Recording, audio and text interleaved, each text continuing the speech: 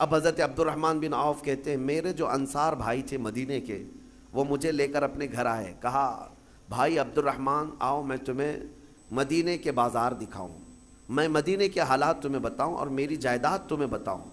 لے کر کے آئے، نبی پاک صلی اللہ علیہ وسلم نے صرف منہ بولا بھائی ہے نا، ماں کا بیٹا تو نہیں تھا، حضور نے فرمایا کہ آج سے تمہارا بھائی ہے۔ تو مدینے کے وہ انصار صحابی حضرت عبدالرحمن بن عوف سے کہتے ہیں دیکھو مدینے میں میرے اتنے باغیچے ہیں، ان میں سے آدھے تمہارے آدھے میرے، میری دکانیں ہیں ان میں سے ایک دکان تمہاری ایک دکان میری، میرے گھر یہ ہیں آدھا گھر کا حصہ میرا آدھا تمہارا، حتیٰ کہ وہ یہاں تک آدھا آدھا کرتے گئے۔ مدینے کے وہ صحابی کہتے ہیں کہ آپ اجنبی ہیں، نئے آئے ہیں مدینے میں، لہٰذا تمہیں سیٹل ہونے میں ٹائم لگے، میری 2 بیویاں ہیں، میں نے نکاح کیا ہے، ایک بیوی کو میں طلاق دے دوں گا، عدت کے بعد تم اس سے نکاح کر لو۔ یعنی ہر چیز میں انہوں نے تقسیم کر دیا۔ حضرت عبدالرحمن بن عوف کہتے ہیں آپ مجھے اتنا سب کچھ نہ دیں، مجھے ایک کام کریں بازار لے چلے مدینے اور مجھے بازار کے معاملات دکھا دیں، اور اس کے بعد پھر تھوڑے سے مال کیپٹل کی ضرورت ہے، اس کے بعد پھر میں خود کھڑا ہو جاؤں گا۔ وہ صحابی حضرت عبدالرحمن بن عوف رضی اللہ تعالیٰ عنہ کا ہاتھ پکڑ کر مدینے کے بازاروں کا معائنہ کروایا، اور اس کے بعد بازار میں انہوں نے تجارت شروع کی۔ جانتے ہیں حضرت عبدالرحمن بن عوف یہ وہ صحابی ہیں جن کے پاس اللہ نے اتنی برکت دی کہ ان کے انتقال کے بعد ان کی بیویوں کو جو 8واں حصہ تقسیم کیا گیا تھا، 8واں حصہ، 4 بیویوں کے درمیان 8ویں حصے میں بھی ایک ایک حصہ جب بیوی کو دیا گیا تھا تو ایک ایک گھر بھر کر کے چاندی جمع کر دی گئی تھی وراثت میں، اس قدر اللہ تعالیٰ نے برکت عطا کی تھی۔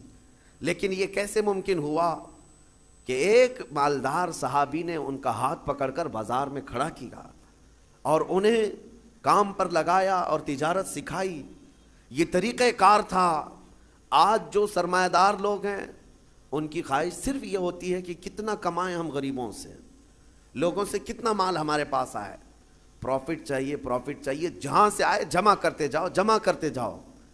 کبھی یہ کیوں نہیں سوچتا کوئی کہ جن سے ہم نے خوب کمایا ہے ان پر ہم تھوڑا خرچ بھی کریں، ان کے مصالح کے لیے، ان کے کاموں کے لیے۔ ہم بڑے بڑے پونجی پتیاں جتنے ہیں ہمارے ملک میں تو وہ بڑے لوگ ہیں جو دنیا کے ٹاپ لیول پر آتے ہیں، ورلڈ کے سب سے مالدار لوگوں میں آتے ہیں، لیکن ان کا غریبوں میں حصہ کیا ہے؟ جا کر کے دیکھ لو، کچھ بھی نہیں ہوگا، بلکہ لوٹ مار کے علاوہ کچھ نہیں ہے، لوٹ کھسوٹ کے علاوہ کچھ نہیں ہے۔ یہ تو ہمارے گھروں میں لگنے والی بجلیوں کا اتنا خون چوستے ہیں، ہر جگہ پر تو یعنی جتنے بھی لوگ ہیں ان سے یہ پونجی پتی لوگ صرف کمانا جانتے ہیں، ریٹرن نہیں دینا چاہتے۔ جبکہ نظام مصطفیٰ یہ تھا، حضرت عثمان غنی رضی اللہ تعالیٰ عنہ بہت بڑے پیسے والے تھے۔ نبی پاک صلی اللہ تعالیٰ علیہ وسلم کے پاس جب کوئی حاجت مند آتا تو حضور حضرت عثمان کے پاس بھیجتے تھے، اور حضرت عثمان غنی یہ نہیں پوچھتے تھے کہ کس کام کے لیے چاہیے، کتنا چاہیے، نبی پاک صلی اللہ تعالیٰ علیہ وسلم کی طرف سے آیا ہے تو وہ اپنا سب کچھ اتنا دیتے تھے کہ وہ خود اپنے زمانے کا ایک بہت بڑا مالدار بن جاتا تھا۔ یہ نظام مصطفیٰ ہے۔ آج زکوٰۃ کا نظام پورا درہم برہم ہے، زکوٰۃ ہمارے ہاں نکالی جاتی ہے لیکن نظام ایسا درہم برہم ہے، کہیں جا کر کے زکوٰۃ کا پیسہ جام ہو جاتا ہے، مستحقین ویسے کے ویسے ہیں۔ ہمارے مسجدوں کے باہر مانگنے والوں کی تعداد سال بھر میں کبھی کم نہیں ہوتی، یا کچھ لوگ اگر پیشہ ور مانگتے ہیں تو انہیں روکنا چاہیے۔ میں یہ نہیں کہتا کہ وہ صرف اور صرف غریب مستحقی ہیں، ہو سکتا ہے کچھ لوگ پیشہ بنا لیے ہوں مانگنے کو، لیکن مسلمانوں کو ان تمام چیزوں کو روکنا چاہیے۔ اور ہماری زکوٰۃ کا جو نظام ہے، اللہ نے سب سے پہلے قرآن میں فرمایا انما الصدقات للفقراء والمساکین، سب سے پہلے زکوٰۃ کے مستحقین فقیر ہیں، مساکین ہیں۔ اور پھر یہ جو مدارس کا ہے، مدرسوں کو زکوٰۃ، ان کا نمبر قرآن پاک میں سب سے اخیر میں ہے، فی سبیل اللہ، یعنی جو اللہ کی راہ میں ہیں وہ طالب علم ہے۔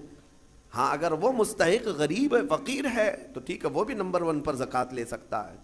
لیکن آج ہمارے لوگوں میں ایک ذہن میں یہ بات بیٹھی ہے کہ زکوٰۃ صرف اور صرف ایک جگہ جو مدرسوں کو دی جاتی یہی ہے، وہ ایک حصہ ہے، آپ ضرور دیں، جو مستحق ادارے ہیں وہ دین کا نظام چلا رہے ہیں ضرور دیں، لیکن آپ آس پاس کبھی نظر نہیں کرتے، اپنے ارد گرد نظر نہیں کرتے۔ قرآن پاک میں ان فقیروں کا ذکر کیا گیا ہے کہ جو شرم کے مارے تم سے مانگتے نہیں، وہ حقیقت میں فقیر ہے۔ حیا کی وجہ سے تمہارے پاس ہاتھ نہیں پھیلاتے، وہ حقیقت میں فقیر ہیں، اور ان کو دینے پر اللہ نے تمہارے بہت بڑے اجر کا وعدہ فرمایا۔ یہ احساس آپ کو خود کو ہونا چاہیے۔ میں آج ایک مثال دوں، نبی پاک صلی اللہ تعالیٰ علیہ وسلم کا جو نظام ہے، سیدنا عثمان غنی رضی اللہ تعالیٰ عنہ کا جو مال تھا، حیرت ہوتی ہے آج بھی مدینہ طیبہ میں حضرت عثمان غنی کا اکاؤنٹ چل رہا ہے، آج بھی ان کے بینک کا کھاتا چل رہا ہے، 14 صدیاں گزر گئی، ان کے نام کی جائیداد آج بھی موجود ہے، ان کا باغیچہ، ان کا کنواں جو انہوں نے خرید کر کے وقف کیا۔ جس کے پاس مال ہے وہ اگر اپنے سرمایہ کو ریٹرن قوم تک پیش کرتا ہے تو اس کا مطلب یہ نہیں ہے کہ اس کا سرمایہ کم ہو جائے گا۔ تاریخ کی سچائیاں بتا رہی ہیں 14 سینچریاں گزر گئی لیکن ان کے مال میں ابھی بھی کمی نہیں ہے۔ مدینہ طیبہ میں ان کے نام کی پوری ہوٹل بھی ہے، وقف عثمان بن عفان۔ حضرت عثمان غنی رضی اللہ تعالیٰ عنہ کے وقف کی ہوئی چیزیں آج بھی مدینے میں موجود ہیں اور سرمایہ کما رہی ہیں، آج بھی کما رہی ہیں۔ مدینہ طیبہ میں جب حضور تشریف لائے حالات کیا تھے؟ ایک ہی کنواں تھا میٹھے پانی کا، اور وہ بھی یہودی کے قبضے میں تھا، وہ پانی بیچتا تھا، تو پانی بیچا جاتا تھا۔ ظاہر سی بات ہے یہ استحصال آج بھی کچھ لوگ کرتے ہیں۔ جب ضرورت کی چیزیں نہیں ملتی مارکیٹ میں تو کچھ مالداروں کے پاس یہ چیزیں ہوتی ہیں، اور وہ لوگوں کو جو 10 روپے کی وہ 100 روپے میں بیچتے رہتے ہیں۔ یہ احتکار اسلام میں ناجائز و حرام ہے، لوگوں کی مجبوری کا فائدہ اٹھانا۔ جب تمہارے لیے ضرورت تھی، یہ 5 روپے کا ماسک جو ہے 50 روپے میں بھی بیچا جا رہا تھا، کیونکہ اب لوگوں کو ضرورت تھی، تو لوگوں کی ضرورت کو دیکھ کر کے اس کا منافع بڑھا دینا اور لوگوں کی مجبوری کا فائدہ اٹھانا، اسلام اس کی کبھی اجازت نہیں دیتا۔ جب مدینہ طیبہ میں آئے، ایک یہودی سب کو پانی بیچ رہا ہے، پینے کا پانی۔ صحابہ جو غریب تھے حضور کی بارگاہ میں آئے، عرض کیا کہ یا رسول اللہ صلی اللہ علیہ وسلم، اتنی غریبی ہے کہ ہم پانی خرید کر نہیں پی سکتے۔ حضور اکرم صلی اللہ تعالیٰ علیہ وسلم نے اعلان فرمایا، کوئی ہے ہم میں سے جو اس کنویں کو خرید کر کے اللہ کی رضا کے لیے وقف کرے اور مسلمانوں کو پانی پہنچائے، اس کے لیے اللہ تعالیٰ جنت کی پوری نہر عطا فرمائے۔ حضرت عثمان غنی کھڑے ہوئے، مال والے تھے، پیسے تھے، کہا کہ یا رسول اللہ صلی اللہ علیہ وسلم مجھے اجازت دیں، میں یہ سودا کرتا ہوں۔ گئے، لیکن ماننا بھی تو چاہیے۔ جو مالک ہے کنویں کا اس کے پاس آیا، یہودی تھا، اس سے کہا تو یہ کنواں مجھے بیچ دے، اور ریٹ لگانا شروع کیا، کتنا جو تھا ہی نہیں اس وقت کا ریٹ۔ آپ نے 1000 درہم سے شروع کیا، 1000، 2000، 3000، 4000 درہم چاندی کے سکے کو کہتے تھے۔ 10,000 درہم پر بھی لگایا، وہ دینے کو تیار نہیں ہوا، کہا نہیں میں بیچوں گا نہیں کنواں۔ پھر حضرت عثمان غنی نے ایک راستہ ہی نکالا، کہا اچھا ٹھیک ہے تو نہیں بیچے گا، پارٹنرشپ میں تو کر لیتے ہیں، آدھا آدھا کر لیں گے، تو آدھا مالک میں آدھا مالک، ایک دن تو بیچ ایک دن میں بیچوں گا۔ وہ اس بات پر راضی ہوا کہ کنواں تو میرے پاس ہی رہے گا، پارٹنرشپ میں لے لوں گا۔ 12,000 درہم چاندی کے سکے دے کر حضرت عثمان غنی نے کنویں کی آدھی ملکیت اپنے حاصل کر لی، آدھی ملکیت لے لی۔ اب اس کے بعد طے یہ پایا تھا کہ ایک دن یہودی کے قبضے میں رہے گا، ایک دن حضرت عثمان غنی کے قبضے میں رہے گا۔ اس کے قبضے میں جب ہے وہ پانی بیچے، جب ان کے قبضے میں ہو تو یہ پانی بیچے۔ حضرت عثمان نے آدھا پارٹنرشپ میں لیا اور مدینے میں آ کر اعلان کر دیا جسے پانی چاہیے وہ میری باری کے دن مفت میں لے جائے، جس کو اپنے پانی کی ضرورت ہے۔ مدینے کے غربا، مساکین اور سب اہل مدینہ حضرت عثمان کی باری کا انتظار کرتے، جس دن ان کی باری ہوتی سب پانی لے لیتے، اور جب یہودی کی باری ہوتی وہ مکھیاں مارتا بیٹھتا، کون خریدتا؟ جب پانی مفت میں تقسیم ہو رہا ہو تو پیسے دے کر اس سے کون لیتا؟ تو اس نے جو سودا کیا تھا پھر وہ کہنے لگا کہ میں تو گھاٹے کا سودا کر لیا۔ عثمان چالاکی کر گیا، یہودی کہتا رہا، اور اس کے بعد کئی دن تک اس کے کنویں پر کوئی خریدار نہیں آتا۔ تو اب حضرت عثمان کے پاس وہ آیا اور کہا باقی آدھا بھی خرید لو، آدھے کی جو پارٹنرشپ چلا رہے ہو باقی آدھا بھی تم خرید لو۔ حضرت عثمان غنی اس وقت کہتے ہیں اب مجھے خریدنا نہیں ہے، پارٹنرشپ میں ہی چلیں گے، آدھے آدھے پر ہی چلیں گے۔ پھر حالات یہاں آئے کہ بہت اونے پونے اس یہودی کو چند سکوں پر چند درہموں پر اپنا پورا کنواں دے کر جانا پڑا. حضرت عثمان غنی نے بہت مختصر سی دولت سے باقی کا کنواں خرید لیا اور اس کے بعد بارگاہ رسالت مآب صلی اللہ علیہ وسلم میں حاضر ہوئے. عرض کرتے ہیں یا رسول اللہ صلی اللہ علیہ وسلم اس کنویں کی ملکیت مجھے پوری کی پوری حاصل ہو گئی. میں آپ کو گواہ بنا کر عرض کرتا ہوں میں اس کنویں کی ملکیت سے دستبردار ہوتا ہوں. آج سے یہ کنواں صرف اور صرف اللہ کے نام پر وقف ہو گیا. جسے پانی چاہیے وہ کنواں آج بھی 1400 سال کے بعد پانی دے رہا ہے مدینے میں, آج بھی موجود ہے. پورے مدینے کو پانی پلایا. مدینے والے جب تک رہے پانی پیتے رہے. پورے خلفائے راشدین کا دور گزرا, صحابہ تابعین کا دور گزرا, نہ جانے کتنے بادشاہوں کا دور گزرا, وہ کنواں اسی طرح موجود ہے. آج کے دور میں بھی جا کر کے دیکھیں پورا ایک محلہ ہے بیر عثمان نام سے مدینے میں. بیر عثمان کا مطلب ہوتا ہے عثمان کا کنواں, پورے محلے کا نام ہے. یہ میں آپ کو یہ کہنا چاہتا ہوں اللہ نے اگر آپ کے پاس کوئی چیز دولت عطا کی, نعمت عطا کی, اس کو اگر مخلوق خدا پر ریٹرن کرتے ہو ختم نہیں ہوتا, مولا ہمیشہ کے لیے قائم فرما دیتا ہے. اور قرآن میں وَأَمَّا مَا يَنْفَعُ النَّاسَ فَيَمْكُثُ فِي الْأَرْضِ, جو لوگوں کو نفع دیتا ہے وہ زمین میں ہمیشہ برقرار رہتا ہے. لوگوں کو نفع دیتا ہے وہ زمین میں برقرار رہ جاتا ہے. آج کے اس ظالمانہ نظام کے خلاف میں بات کروں گا. اقوام متحدہ UN کی رپورٹ کے اعتبار سے ابھی پچھلے سال کی بات کر رہا ہوں 2022 میں تقریباً 53 کنٹریز ایسی ہیں جس میں 11.5 کروڑ لوگ صرف بھوک کی وجہ سے مرے ہیں. 11.5 کروڑ لوگ بھوک مری. یہ دنیا کا اتنا بڑا وہ ہے. میں پوچھنا چاہتا ہوں یہ رپورٹ نکالنے والے وہ بڑا ادارہ ہے, وہ بڑا ادارہ ہے اقوام متحدہ UN, جن کے پاس بڑے بڑے کنٹریوں کے بادشاہ آ کر بیٹھتے ہیں میٹنگوں کے لیے. تو رپورٹ نکالنے والوں کو کیا یہ شرم نہیں آتی کہ افریقہ کے غریب بچوں کی تصویریں چھاپ دیتے ہو؟ عربوں کی سونے کی کرسی کو کبھی کیوں نہیں لا کر کے پوچھتے کہ تمہارا ایک لقمہ ان کی زندگی بناتا ہے؟ کیوں نہیں پوچھا جاتا؟ دنیا میں یہ نظام نہیں ہے. دنیا آج مالداری کے حصول میں اور کمپٹیشن میں اتنی آگے بڑھ رہی ہے, ہر کوئی مال میں کمپٹیشن کرنا چاہ رہا ہے. آج عربوں کی حالت بھی دیکھیں آپ جا کر, وہ اونچی بلڈنگیں بنانے میں ایک دوسرے کی دوڑ میں لگے ہوئے ہیں.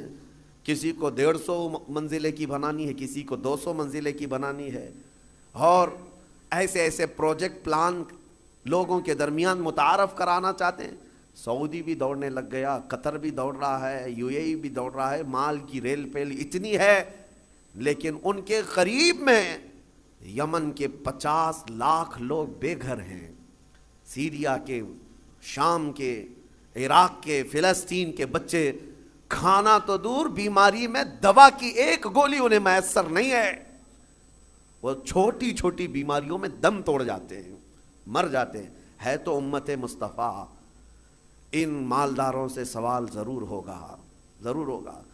ان کے بغل میں بلکہ ان کے سائے میں وہ تمام قومیں ہیں جو چیخ رہی ہیں, لیکن کسی کی چیخ ان کے کانوں تک نہیں آتی. آپ جا کر کے دیکھیں کھانا, ان کے کھانے کا طریقہ یہ ہے کہ 2-4 ہاتھ بڑے برتن پر رکھ کر کے عرب اس کو فیشن سمجھتے ہیں, باقی پورا کھانا گٹر میں پھینک دیا جائے. پورا کا پورا بکرا بنایا جائے, 2-3 چمچ اس میں سے گوشت نکال کر کے باقی پھینک دیا جائے. یہ ہم نے اپنی آنکھوں سے دیکھا ہے. 1-2 نہیں, کئی کنٹل کی تعداد میں کھانا اس طرح پھینک کر کے بہا دیا جاتا ہے. اور ایک طرف ایک بریڈ کے لیے, ایک روٹی کے لیے سیریا میں بچے دھوپ میں دن بھر قطار لگا کر کھڑے ہوتے ہیں. کوئی ریلیف بانٹنے والی تنظیم آتی ہے, اور جو لوگوں سے چندہ کر کے وہاں جا کر کے لوگوں کو خیرات کرنے والی کوئی تنظیم آتی ہے. ایک گاڑی آتی ہے تو بچے ایسے جھپٹ پڑتے ہیں جیسے چیل جھپٹتی. ہمارے ساتھ ہوا ہے. ہم بس لے کر کے عراق میں جائیں تو بس کا دروازہ کھولنا مشکل ہوتا ہے, بچے اس طرح سے پورے دروازے کو لٹک جاتے ہیں.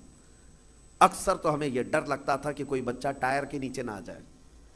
ڈرائیور سے ہم بار بار کہتے بھی تھے کہ اتنے بچے ہیں, ایک بار بس کسی محلے میں چلی جائے تو 100-150 بچے 5 سال سے 7 سال کی عمر کے, دیکھو تو ان کے چہرے گلابی رنگت خوبصورت ہے, لیکن الجھے بال, پھٹے کپڑے, اور ہمارے کپڑوں سے لپٹ جائیں, اور بانٹنے والا تھک جاتا ہے.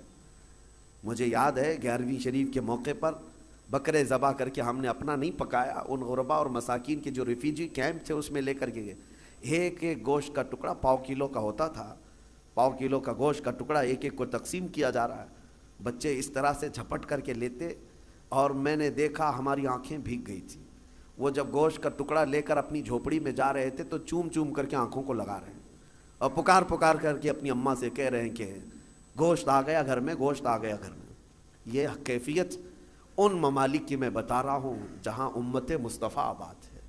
میرے عزیزو، یہ درد اس لیے کہہ رہا ہوں، ایک طرف سرمایہ دارانہ نظام ہے، اربوں کی پیسوں کی ریل پیل دیکھو، ان کو سونے کی کرسیاں بنانا ہے، سونے کے کموڈ بنانا ہے، ان کو لگژری گاڑیوں کا کلیکشن جمع کرنا ہے، اور کوئی امریکہ اور سپر پاور کنٹری کا کوئی بادشاہ آئے، کوئی بڑا لیڈر آئے تو اس کو سونے کی زنجیروں سے اور اس کو گفٹ سے بھر دینا ہے، لیکن ایک غریب کو 2 لقمے کھلانے کی ان کے اندر توفیق نہیں۔ یہ سارا مسئلہ صرف توفیق الہی سے ہے۔ اسی لیے رمضان المبارکہ میں ان لوگوں کا احساس کرو۔ اگر احساس نہیں ہے تو پھر جینے کا کوئی مقصد بھی نہیں ہے۔ احساس ہی سب سے بڑے ایمان کی طرف لے جاتا ہے۔ آپ کو یہ احساس ہونا چاہیے۔ میرے آقا صلی اللہ تعالیٰ علیہ وسلم نے حدیث میں فرمایا من لم یہتم بامرنا فلیس منا، جو اس حال میں صبح کیا کہ میری امت کے بارے میں کچھ نہیں سوچا، وہ میری امت میں سے نہیں ہے، میری امت میں سے نہیں ہے۔ آج آپ تمام حضرات سے بھی میں یہی کہوں گا، تمہارا اپنا روزہ، آپ کو پتہ ہے روزہ آپ بھوکے پیاسے رہتے ہیں، لیکن اس کے باوجود جب اجتماعی طور پر کہیں افطار ہو رہی ہو، مسجدوں میں جاؤ یا کہیں ایسی جگہوں پر جا کر افطار کرو جہاں دوسرے لوگ بھی ہوں، تمہارے افطار تو کرنا ہی ہے، لیکن اپنے ہاتھ سے اٹھا کر اپنے ایک بھائی کو کھجور بھی دے دیا، اس کے روزے کے برابر بھی آپ کو ثواب ہے۔ اللہ تبارک و تعالیٰ نے یہ نظام تمہارے لیے رکھا ہے۔ صحابہ اکرام فرماتے ہیں ایک وقت وہ تھا، رمضان کے روزے کے افطاری کا وقت قریب تھا، 70 صحابہ جو اصحاب صفہ میں ہیں نبی پاک کے حجرے کے باہر بیٹھے رہتے تھے۔ ایک دودھ کا پیالہ آیا ہے، چند کھجوریں آئی ہیں اور سب دسترخوان پہ ہیں، اور افطار کے لیے چند ہی لمحے باقی رہ گئے۔ نبی پاک صلی اللہ علیہ وسلم نے اپنے حجرے میں اندر دیکھا، حضرت عائشہ سے کہا کہ عائشہ باہر نظر کرو، کوئی باقی تو نہیں رہ گیا، کوئی مسافر، کوئی اجنبی تو نہیں ہے۔ حضرت عائشہ کہتی ہیں وہ کھڑکی سے اندر سے جھانک کر دیکھتی ہیں، جنت البقیع قبرستان حضور کے حجرے سے تھوڑی دور پہ ہے، ایک درخت تھا غرقد کا، اس درخت کے نیچے کوئی ایک مسافر آیا ہے اور الجھے ہوئے بال ہیں، کہیں لمبے سفر سے آیا، وہ اپنی سواری کو باندھ رہا ہے۔ حضرت عائشہ نے کہا یا رسول اللہ صلی اللہ علیہ وسلم، کوئی دور کا مسافر لگتا ہے اور غرقد کے نیچے کھڑا ہے، افطار کرنے کے لیے میرے آقا بیٹھے، چند لمحے باقی رہ گئے تھے۔ صحابہ کہتے ہیں حضور دسترخوان چھوڑ کر اٹھ گئے، میرے آقا دسترخوان چھوڑ کر اٹھ گئے اور چل کر کے گئے، اور جب اس کے پاس گئے تو اس سے پوچھا کہاں سے آئے، وہ بڑا لمبا سفر کر کے آیا تھا، اور حضور اکرم صلی اللہ تعالیٰ علیہ وسلم نے اس سے پوچھا کہ یہاں آنے کا مقصد کیا ہے؟ آنے والے نے کہا میں محمد صلی اللہ علیہ وسلم سے ملاقات کے لیے آیا ہوں، میں انہیں دیکھنے آیا ہوں۔ حضور نے ہاتھ پکڑ کر طلب کیا کہ چلو ہمارے ساتھ، اور حضور اکرم صلی اللہ تعالیٰ علیہ وسلم لا کر کے اس کو دسترخوان پر بٹھائے، اور جب دسترخوان پر بیٹھا ایک دودھ کا پیالہ تھا، حضور نے پیش کیا، وہ آیا ہوا مسافر پورا دودھ پی گیا۔ یہاں کسی کے لیے سب روزے والے لوگ ہیں، دودھ پی گیا۔ نبی پاک صلی اللہ تعالیٰ علیہ وسلم مسکرائے، اور کھجور حضور نے اپنے منہ سے تھوڑی سی کھائی اور صحابہ کو دیا۔ صحابہ کہتے ہیں ساروں نے وہی کھجور کھائی، سبوں نے وہ کھجور کھا لی۔ اب اس کے بعد وہ بندہ پوچھتا ہے محمد کہاں ہیں؟ جو آیا ہوا ہے وہ کہتا ہے محمد کہاں ہیں؟ نبی پاک صلی اللہ تعالیٰ علیہ وسلم نے اس وقت تک اسے احساس ہونے نہیں دیا میں اللہ کا رسول۔ سب سے پہلے اس کا پیٹ بھر جائے، سب سے پہلے اس کی ضرورت پوری ہو جائے۔ پھر صحابہ نے کہا تیرا ہاتھ جس نے تھاما تھا وہی اللہ کا رسول ہے، وہی محمد عربی صلی اللہ تعالیٰ علیہ وسلم ہے۔ اے احساس ہے میرے عزیزو، آج اللہ تعالیٰ نے کوئی چیز تمہارے پاس دی ہے تو ذخیرہ اندوزی کے جرم میں کبھی مبتلا مت ہونا۔ ذخیرہ اندوزی کا مطلب یہ کہ خزانے جمع کرتے رہو کرتے رہو۔ قرآن کہتا ہے والذین یکنزون الذهب والفضة ولا ينفقونها في سبیل اللہ فبشرهم بعذاب علیم۔ اللہ فرماتا جو خزانہ جمع کر رہے ہیں، سونا چاندی ذخیرہ کرو تمہیں جتنا جمع کرنا ہے جمع کرو، لیکن اس کا حق ادا نہیں کیا، اس کی زکوٰۃ نہ نکالی، اللہ فرماتا ہے اے حبیب ان لوگوں کو بشارت دے دیں دردناک عذاب کی۔ یوم یحمى علیہا فی نار جہنم فتکوی بہا جباہہم وجنوبہم وظہورہم، हादा मा कनस्तुम लिअन्फुसिकुम फदूकु मा कुंतुम तकनिजून। क़यामत के दिन अल्लाह फरमा रहा है उस दिन आग तपाई जाएगी जहन्नम की, और फिर ये जो लोग ज़ख़ीरा अंदोज़ी में मुलव्विस थे उनकी पेशानियों को दागा जाएगा, उनकी पीठ को दागा जाएगा, उनके दोनों बाजुओं को दागा जाएगा, और फिर उनसे कहा जाएगा चखो ये तुम्हारा वही माल है जिसको तुम जमा करके सांप की तरह बैठे रहते थे। अगर अल्लाह ने दिया खूब जमा करो, खूब हासिल करो, लेकिन उसका हक भी अदा करो, उसका हक अदा करो। आज हालात हमारे पूरी उम्मत के लिए इस कदर दर्दनाक हैं। मैं एक रिक्वेस्ट करके अपनी गुफ्तगू को ख़त्म करता हूँ। इफ्तार रोज़ाना करते हैं, दस्तरखान पर बैठते हैं, तो जब खजूर उठाएं, हो तो नहीं सकता, हमारी ताकत नहीं है कि हम चल करके मुल्क शाम पहुँच जाएं, चल करके अभी हम इराक़ पहुँच जाएं, चल करके अभी हम यमन चले जाएं, लेकिन दस्तरखान पर खजूर उठाकर बारगाह रब्बुल इज़्ज़त में यूँ तो कह सकते हो मौला मुझे तो नियामतें खिला रहा है, तेरे हबीब की उम्मत में छोटे बच्चे भूख से बिलक रहे हैं, ऐ अल्लाह तूने मुझे खजूरों की नियामत दी है, ऐ करीम खुदा उन पर तो अपना खाने नियामत वसी फरमा दे, मेरे हबीब की उम्मत पर तो रहम की चादर फैला दे, उनके आजमाइश के दिनों को तू मौला अब ख़त्म फरमा दे। ये दुआ रोज़ाना इफ्तार में ज़रूर कर लेना। इसलिए मैं कह रहा हूँ कि अगर तुम्हारे दिल में एहसास भी पैदा हुआ, क़यामत के दिन ये नीयत भी देखी जाएगी कि ये चल करके तो नहीं गया, लेकिन उनके दर्द का दर्द ये यहाँ बैठ करके भी महसूस करता था, इसकी भी बख्शिश की जाएगी। अल्लाह करीम रमज़ानुल मुबारक की इन खैर वाली सातों में उन तमाम गरीब उम्मत मुस्तफ़ा पर रहम व करम की बारिश नाज़िल फरमाए।